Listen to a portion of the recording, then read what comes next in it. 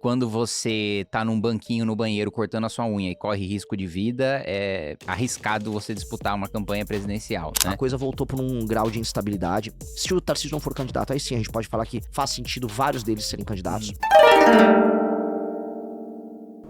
Pessoal, antes de começar esse vídeo, eu tenho um anúncio para fazer para cada um de vocês. Nós estamos com uma grande promoção que é o seguinte: você compra o seu ingresso para o primeiro festival do Movimento Brasil Livre, que vai acontecer no final de novembro, e aí você vai concorrer a um fone assinado por mim. Eu odeio quem criou essa promoção, mas ela tá valendo. Clica no link e compra seu ingresso. Faltou de falar o cupom FONÃO. Porra, cupom FONÃO é sacanagem, né, mano? Mas usa o cupom aí, FONÃO. Eu tenho uma posição. Aliás, eu não me lembro a posição do Renan sobre isso, mas eu tenho uma posição minoritária dentro do MBL de ser um dos que dizem. Ser um dos que não. O primeiro a dizer e o mais ferrenho defensor da tese de que Lula não é candidato. Verdade. De que Lula tem duas questões aí centrais para ele não ser candidato. Primeiro, a mesma questão de saúde. Primeira questão mesmo de estar velho e não aguentar mais uma campanha presidencial. Eu escutei de um petista de alta plumagem, por assim dizer, que quando você tá num banquinho no banheiro cortando a sua unha e corre risco de vida, é arriscado você disputar uma campanha presidencial, né? Falando sobre o Lula. E o outro aspecto é dele não arriscar de agora. Ele tá mais preocupado com a biografia, de como ele vai fechar a história dele, do que com o poder, né? Ele tá mais preocupado em não terminar a vida dele com uma derrota.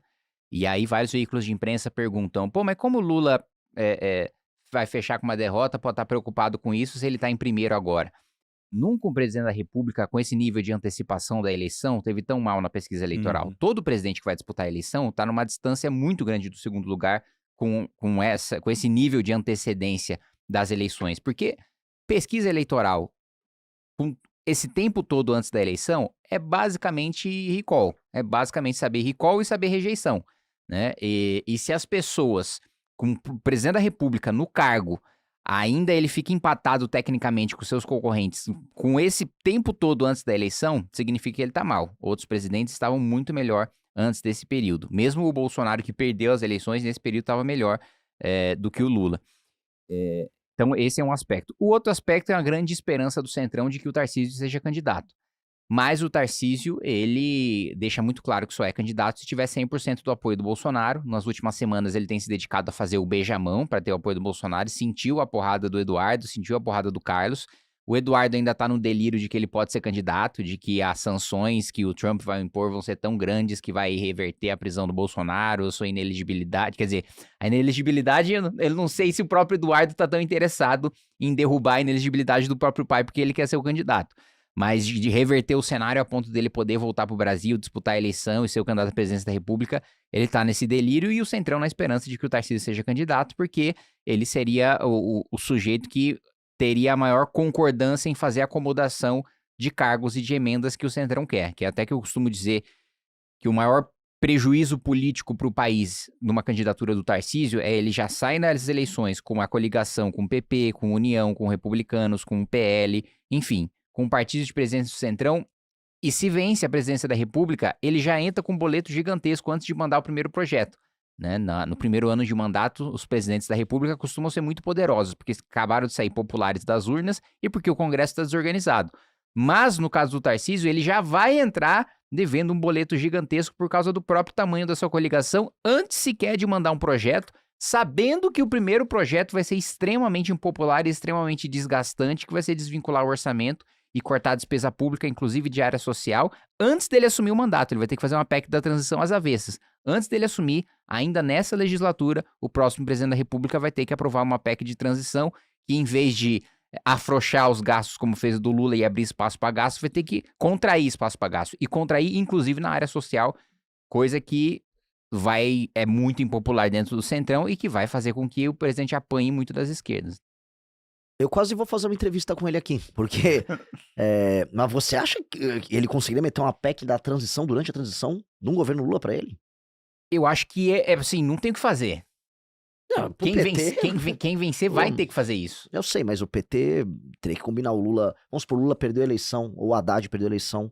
Eu tô aqui de entrevista, posso aqui? Então, fica à vontade. Assim, aí esses caras vão pegar e... Bom, perdemos, é isso aí...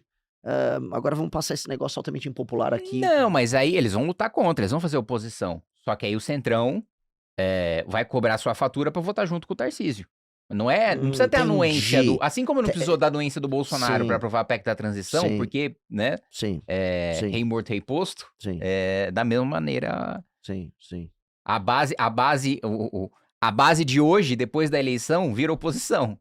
Sim. E aí mesmo a galera que perdeu a eleição pra deputado, ela vai estar fazendo as composições pós-eleição ali. Imagina, quem perdeu é que tá vendendo até a mãe. É. Fala, puta, não tem mais mandato, minha única É, oportunidade de é. negociar cargo é agora com o novo presidente pós-eleição.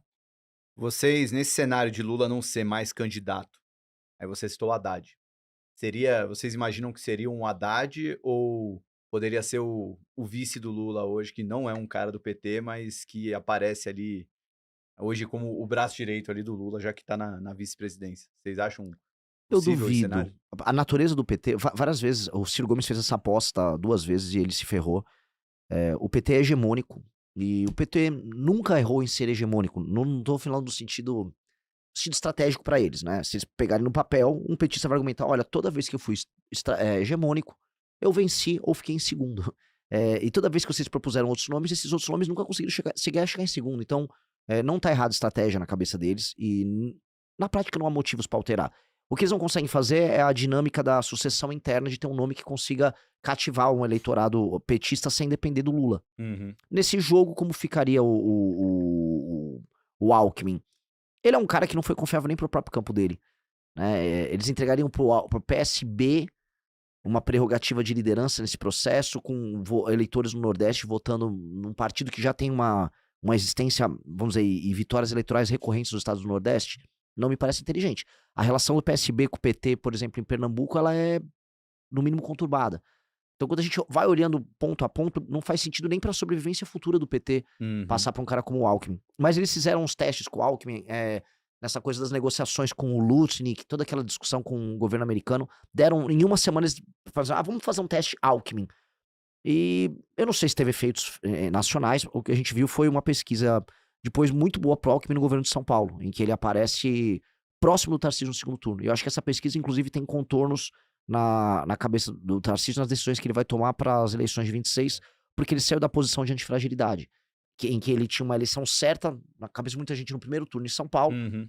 e uma eleição, e aí ele poderia se dar o direito de negociar a eleição para presidente. Agora ele olha e tem um Alckmin fustigando a base dele em São Paulo e uma eleição conturbada do presidente. Então o Tarcísio saiu de uma situação de conforto para uma situação de alto risco. E eu acho que esse é o tom do negócio. Acho que muita gente acompanha você, muita gente de mercado, e eu comecei a falar assim, toda vez que eu ia em locais de mercado, a galera quer muito saber o cenário das próximas eleições e quer saber o candidato que andaria com as reformas, se ele tem chance de ganhar. Porque isso faz preço, isso é importante para ter previsibilidade. Hoje é um momento de alto risco, porque não dá para saber assim, o que o Tarcísio quer, dado que o Tarcísio mesmo está com medo e todas as opções que ele tem deixando de ser opções certas e passando a ser opções incertas. Hoje dá pra falar que tem disputa pro governo de São Paulo, Uhum. e hoje dá pra Sim. falar que ele mesmo não sabe como manter o equilíbrio instável entre a opinião da família Bolsonaro com risco de vida, né? Comenta-se muito assim, ele tá muito mal fisicamente, com o filho dele louco nos Estados Unidos, com o Ratinho comendo pelas beiradas, tentando ser esse candidato de coalizão, e olhando pra São Paulo e vendo, pô, mas o Alckmin tá no segundo turno 5 pontos atrás de mim. Como assim? Calma, não é? Isso assustou muito. Uhum. Então acho que esse é um cenário novo, e esse é um cenário que acho que a galera do mercado não gostaria de ouvir, assim, é instável. Em cima disso, Renan, aí conectando muito com o que a gente já fez aqui nesses meses, né, Josu? Nesse ano de 2025, a gente recebeu o Romeu Zema aqui, o Eduardo Leite, a gente foi até Porto Alegre fazer uma entrevista com ele, e o Ratinho Júnior também veio aqui. Tarcísio não veio, mas, bom, ele já tem falado muito, já é até tido, na Faria Lima, chamam de Tarcísio Trade, o trade eleitoral, que seria uma eventual vitória do Tarcísio, mas escolher o Tarcísio como uma alternativa ao PT. Mas desses 3 nomes, principalmente, o que a gente percebe? Os 3 devem sair candidatos ano que vem, os 3 representam uma direita, eu vou colocar entre aspas, porque esse é um termo muito subjetivo, depende para quem está ouvindo, mas os 3 se colocam como uma alternativa ao PT, que vão fazer suas campanhas separadas, mas em algum momento eles vão se unir, seja num segundo turno, seja até no meio da campanha, mas enfim, separados para depois se unirem. você é candidato ou já está em vias de ser candidato à presidência em 2026. Como é que você se coloca nessa corrida aí? Você está mais do lado desses governadores? Você está uma subdivisão ali dentro? Enfim, como é que é o personagem Renan Santos nessa corrida eleitoral de 2026? Quando a gente olha esse jogo, eu não cravaria que tanto o Zema quanto o Ratinho seriam candidatos. O Ratinho, com certeza, no cenário com o Tarcísio, ele não será candidato. O PSD com certeza estaria junto com o Tarcísio. Isso é a palavra do próprio Kassab. E estrategicamente falando, não tem sentido. Pro Zema, dado que o eleitor do Novo, né, eu sempre falo, o Partido Novo, ele é o PCdoB. O que o PSDB do B é pro PT, o Novo é pro PL. Ele é um satélite que depende da estratégia macro, dado que o eleitor dele, no fundo, é um eleitor bolsonarista. Você ainda tem um resquício de um eleitor de, vamos dizer, classe média alta, com uma boa formação, que gosta do Novo, mas isso foi passando. Ele fez uma opção, e essa opção faz com que o eleitor dele, na eleição, cobre, como rolou um pouco em 2018, cobre dos deputados do Novo um apoio ao Tarcísio direto no primeiro turno. O Zema ficaria numa posição estranha perante o eleitorado, porque o Novo não construiu essa identidade. Então, seria bom para a marca do Novo, eu falando aqui como um consultor deles, que eles tivessem um candidato a presidente da República para fazer deputados. Mas eles não construíram identidade. Logo, o próprio eleitor deles, que eles tiveram nos últimos anos, basicamente a principal pauta dos deputados do Novo e do Partido Novo foi anistia, que é a pauta dos bolsonaristas. Eles vão falar, mas, tá bom, até voto no teu deputado, mas meu presidente é do PL, então eu acho que eu vou votar no cara do PL. Tira a candidatura, então é uma candidatura que acabaria não fazendo sentido. Nesse sentido, talvez pro Novo, o ideal é ser parte dessa coalizão, que eu acho que eu imagino que eles estão fazendo, num cenário com o Tarcísio, e aí o Zema negociar um ministério, participar da campanha já como parte disso, porque o desenho, e isso era uma das demandas originais do Tarcísio para a formação desse bloco, era de ter o menor número de candidatos possíveis no primeiro turno. Ele já chegar com um clima de segundo turno. Você fala, já vamos matar essa bagaça no primeiro turno. E aí, nesse sentido, a gente entra como um grupo completamente fora do combinado. Porque existe esse combinado, existe um acordo entre os governadores, existe uma discussão grande, existe uma costura fina que vem sendo feita há alguns anos pelo Ciro Nogueira e pelo Rueda, que acho que ele não está mais agora nessas conversas, né? E esses caras foram costurando, desenhando, e a questão Estados Unidos, a questão Trump, somada a essas vicissitudes internas agora, dessas votações de anistia, clima eleitoral, isso começa a mudar. E eu acho que a coisa voltou para um grau de instabilidade. Se o Tarcísio não for candidato, aí sim a gente pode falar que faz sentido vários deles serem candidatos. E desses governadores, o único que eu acho que seria candidato em praticamente todos os cenários seria o Caiado. Eu acho que esqueci de citar o Caiado. Ele sairia do União Brasil. Que ainda não veio aqui. Não veio aqui, verdade. Ele sairia do União Brasil, acho que ele ia pra um PRD da vida.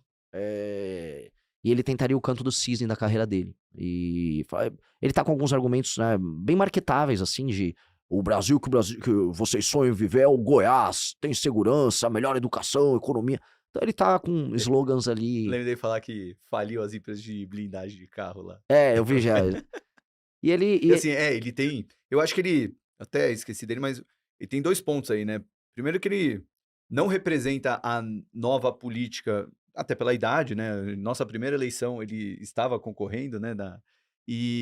Mas ele, nos eventos, que tivemos vários eventos no mercado financeiro reunindo esses governadores, dá pra ver como ele cativa a plateia até mais do que os outros. Sim. Então ele tem um discurso ali, ele tá bem alinhado ali com o eleitorado ali, pelo menos no mercado. Eu falei na Jovem Pan, desses candidatos a presidente, que são governadores e tal, ele é o melhor.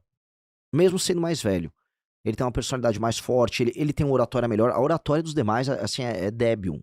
O Tarcísio, coitado, falando em público dá dó. O Zema também. A participação dele naquela reunião sobre a PEC da segurança pública lá foi... Ele realmente falou grosso, né? Subiu o tom mesmo e numa oratória boa, né? Falando de uma forma bem contundente, apresentando argumentos e tal. Foi interessante de ver. Ele, no caso, ele seria o adversário mais interessante pra gente. Mas a gente conhece bem o Caiado. Conhece o Caiado de outros carnavais, no impeachment. Ele não é esse brabão todo. Vive de cálculo, medroso. Eu sei como ele amarelou pro Bolsonaro no período da pandemia, sendo médico. Então, ele não é esse brabão todo, mas ele é melhor do que os demais. Isso dá pra falar. Inclusive, eu acho que foi um governador, por mais que ele tenha pego condições mais fáceis em Goiás do que os demais, ele foi um governador mais marcante ali pro eleitorado dele. Assim, o cenário pra gente é bem simples. A gente não tá combinado com ninguém ali. Diferente de todos esses caras, a gente tem um eleitorado próprio. a gente tem um discurso próprio e a gente adotou um caminho, que é o caminho da independência, que cobrou um preço muito caro. A gente quase fechou o Movimento Brasil Livre em 2020, com operação policial tocada por gente governista contra a gente. O nosso próprio eleitor não compreendendo o que a gente estava fazendo. Mas esse caminho da construção, do discurso próprio, da marca própria e do público próprio, ele está agora começando a recompensar. Então a gente tem a militância mais interessante hoje, em termos de rede social do Brasil, um grupo que só cresce, jovens muito inteligentes trabalhando conosco. Então a gente está começando a ser aquele grupo que está pegando os famosos early adopters de algo novo.